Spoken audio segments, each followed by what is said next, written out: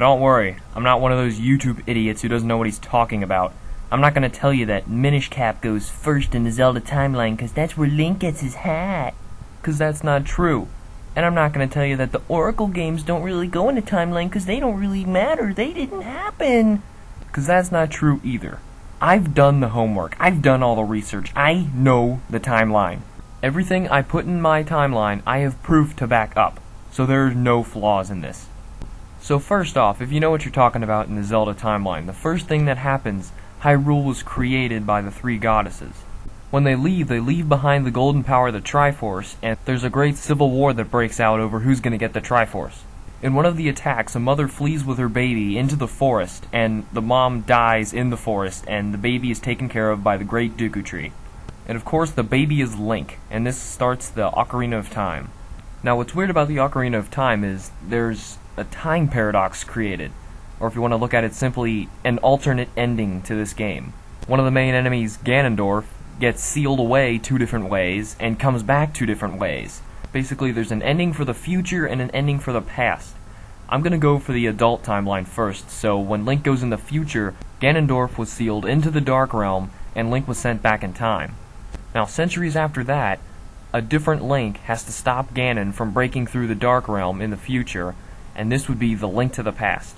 Now, importantly, in this game, the Master Sword still exists because it was put back in the Temple of Time in Ocarina of Time, and Ganon, the monster, was killed. But he's not gone for good. His incarnations come back. And also, Ganondorf, the human form, is still alive. And at the end of the game, Link recovers the Triforce and brings it safely back to Hyrule Castle, where it then teleports him into different worlds that are in trouble.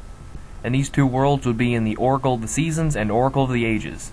This being the same Link from Link to the Past, he kills the resurrected Ganon, who was brought back to life by Twin Rova, 2 Gerudo witches who are also the mothers of Ganondorf. After they're dead, everyone's safe, and centuries pass.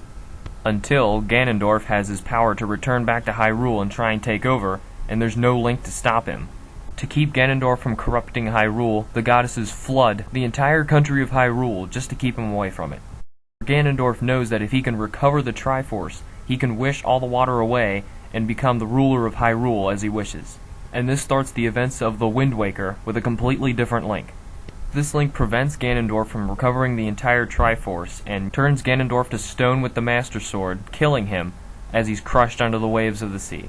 So on this side of the timeline, from this point on, there is no Ganondorf or Ganon or any incarnation of him. Instead, we have Wind Waker's obvious sequel, Phantom Hourglass, and after that, Link becomes caught in a storm at sea and eventually starts the events of Link's awakening. After Link awakens the Windfish, this marks the end of the adult timeline. Now, we've got to go back to Ocarina of Time and look at its other ending. Now, after Link gets sent back in time to his childhood, he goes to warn Zelda and tell her that Ganon's going to try and take over Hyrule. After this, Ganondorf is sent to be executed by the sages. But they were unable to kill him with their own swords, because only the Master Sword can really kill Ganondorf. So instead, they banished him into the Twilight Realm. And while he's banished, the childhood Link is looking for Navi, his fairy, who was separated from him after he went back in time, and he goes to search through the forest, and eventually he's attacked by Skull Kid, and the events of Majora's Mask start. Now, since Ganondorf is sealed away, and Link doesn't have the Master Sword, nothing really happens in Majora's Mask that's serious that's going to affect the rest of the timeline. Except some of Link's equipment does come back, I'll get to that later. But after the end of Majora's Mask, Link goes back to searching in the woods for Navi, his fairy. Now, the games don't upfront say what happens to Link after this, but we get some pretty good hints in some of later games. Now, centuries after Majora's Mask, a different Link has to kill Ganondorf after he escapes out of the Twilight Realm. This is Ganondorf the human, so Ganon the monster still exists. One of the unique characters you meet in Twilight Princess is the hero's Shade. He's a character that teaches Link certain particular moves that help him when killing certain enemies. He seems to be an undead figure greatly resembling a Stalfos, and he later reveals that he was one of the heroes who had to banish Ganondorf the first time. And since this is the child timeline, the only Link that takes place before this Link was the Ocarina of Time Link, or the Link from Majora's Mask.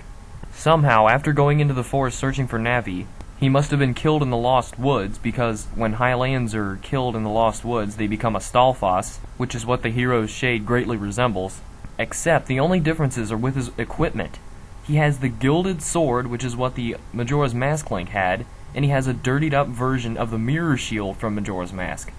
Now, this is only speculation, and you can choose to believe this or not if you want to, but I'm also going to show you one more speculation with him. His last words to Link are, "Go and do not falter, my child."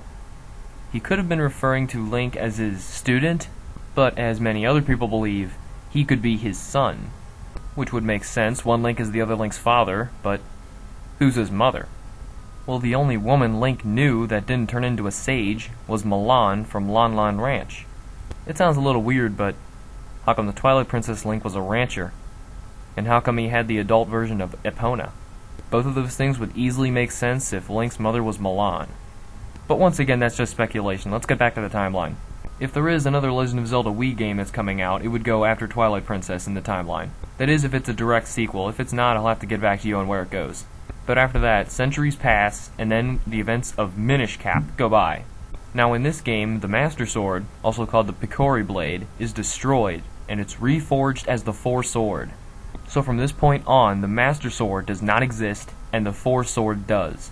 This is why Minish Cap cannot go first in the timeline, and then the next game in the timeline will obviously be Four Swords, which was an expansion off of Link to the Past on Game Boy Advance.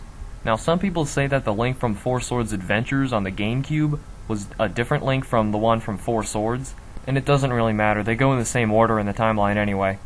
But what's important is, Ganon is sealed into the Four Sword, and eventually after enough time, he breaks loose, and another Link has to stop him. In this next game, Ganon has captured the princess and Link has to save her. This of course would be the original Legend of Zelda on NES. And what happens in this game is Ganon is finally killed with the Silver Arrow. And in this game's sequel, Zelda 2, Ganon's minions are trying to resurrect Ganon by killing Link. And of course they're unsuccessful. But now, Zelda 1 and Zelda 2 can go after the Four Swords game because the Master Sword never reappears in Zelda 1 or Zelda 2. Its first reappearance was in The Legend of Zelda: A Link to the Past on the other side of the timeline. And with that, the timeline is complete. As of now, this is the correct split timeline for The Legend of Zelda.